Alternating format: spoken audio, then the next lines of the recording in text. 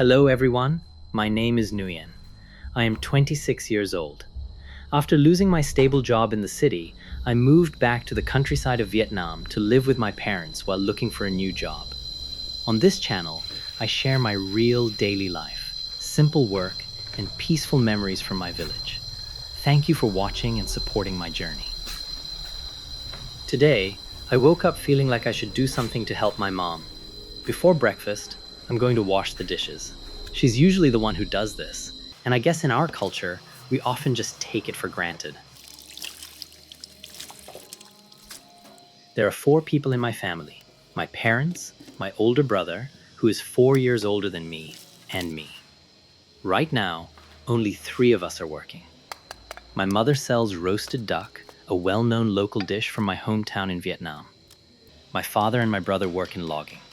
As for me, I currently do some freelance work creating AI videos and content. But with so many layoffs happening these days, finding freelance work is not easy at all. I know there are many people out there in the same situation as me. Still, I've heard that learning Chinese could open up more job opportunities with a stable monthly salary of around 500 to 700 US dollars. I used to think that once I graduated from university, I would find a stable job, and everything would get better as long as I worked hard. But the reality is that with a degree in 3D animation, it's now very difficult to find a job that pays enough to cover rent and living expenses in the city. Sometimes, there aren't even any suitable job openings at all. At the moment, I'm also learning Chinese and English to give myself more career opportunities. Quiet moments like this, while I'm washing the dishes, are actually very valuable. They give me time to think about how I should reorganize my career path. At 26, I honestly feel that I shouldn't still be living with my parents just to save money on living expenses. I think many of you would agree with me, right? After I finished washing the dishes, I started making my breakfast. Actually, my mom had already cooked some porridge, and there was still food left over from last night. But I've gotten so used to this familiar taste. To be honest, I eat instant noodles quite often because they're tasty, convenient, and always easy to find. I've also heard many people say that eating too much instant noodles isn't good for your health, so I'll try to gradually cut down on how often I eat them. Do you believe that packaged foods always contain ingredients that aren't very good for our bodies? They may not be harmful enough to seriously affect our health, but they could contain preservatives or artificial food coloring that isn't very healthy. They might also make us gain more weight compared to eating fresh, homegrown food, for example.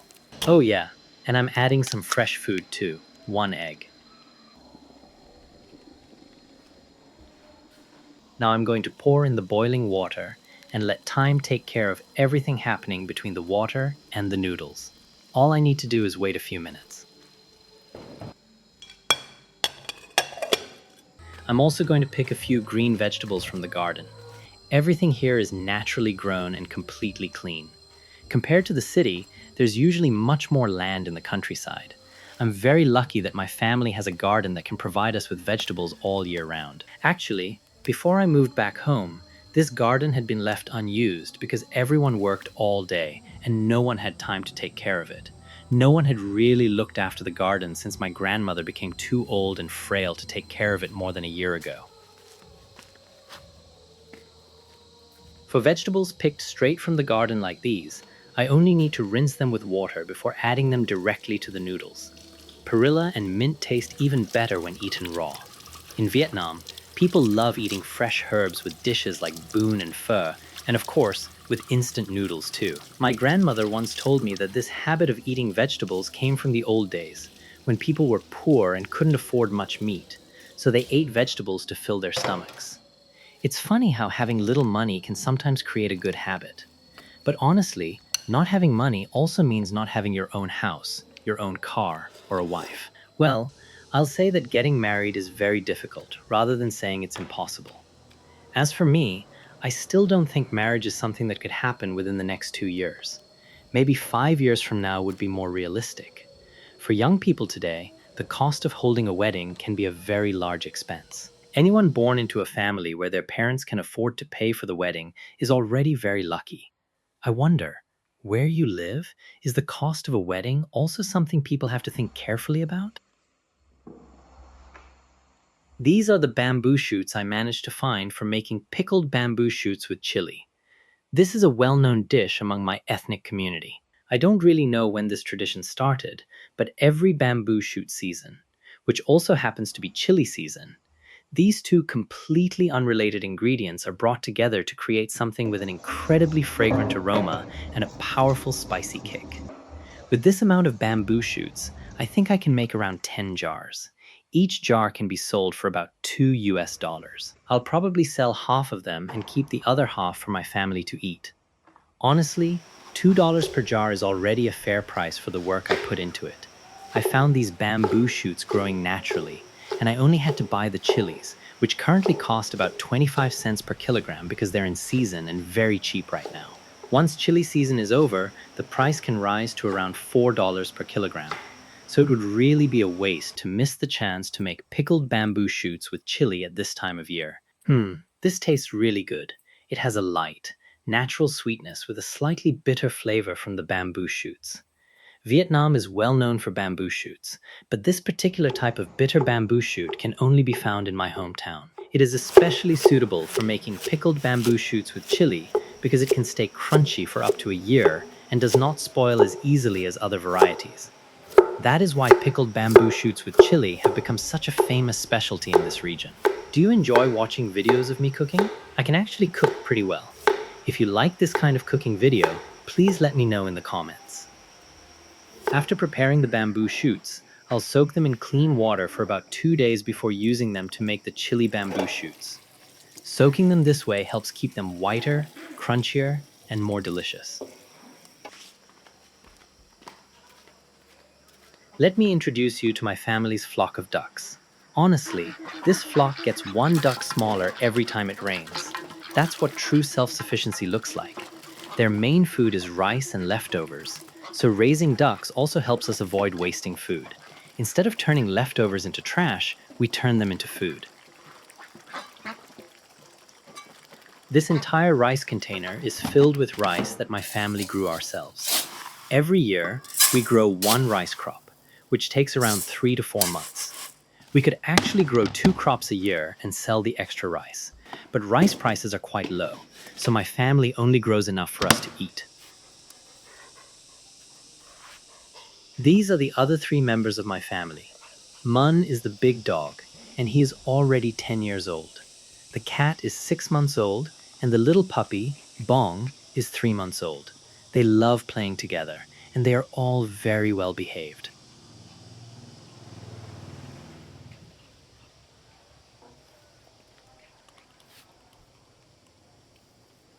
Now I'm going to let you experience what it feels like to have your own vegetable garden once again.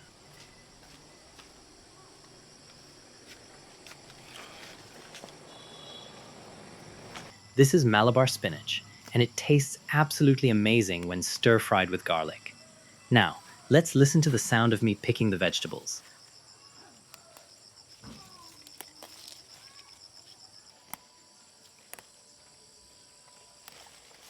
Oh, and you can also use this vegetable to make soup. It's very refreshing to eat during the summer.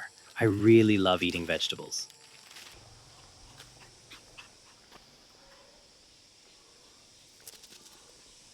I'm going to wash these vegetables twice to make sure all the dust and dirt are completely rinsed away. This is my mom, who has just come home from work. Since she sells food in the evening, she usually gets home quite late. At around 7 p.m., I'm going to help her carry everything she bought into the house. My mom is usually the one who buys all the essential things our family needs. She's the kind of person who can take care of just about everything in the household. She really loves dogs, so whenever she's selling food, she always saves a little portion to bring home for this puppy. But this is our little secret, so don't tell anyone, okay? My mom doesn't want to lose any customers. I guess they're just like I was when I was little. Every time my mom came home from the market, I would rush out to greet her and see what snacks she had bought for me. This is pork fat that we use for cooking. Actually, I've been thinking about rendering pork fat myself and selling the lard to people in the city who are too busy with work to make it at home. I might start doing that soon so I can earn some extra money and avoid becoming a burden on my family. I usually season with salt by hand like this because it helps me control the amount more accurately. When I can see how much salt is in my hand, I can remember how much is suitable for a certain amount of vegetables. I think this is a useful cooking tip for beginners. This is crispy roasted pork, a famous specialty from my hometown. My mom had a good day at work today, so she bought quite a lot of it. This amount costs around 12 US dollars and is enough for 4 people. It's a very generous meal for us. Thank you so much if you've watched the video all the way to the end. If you enjoy this kind of content about my honest, everyday life, please leave a comment below. And don't forget to like the video so it can reach more people. Thank you, everyone. Every bit of support you give me is a source of motivation that keeps me going each day.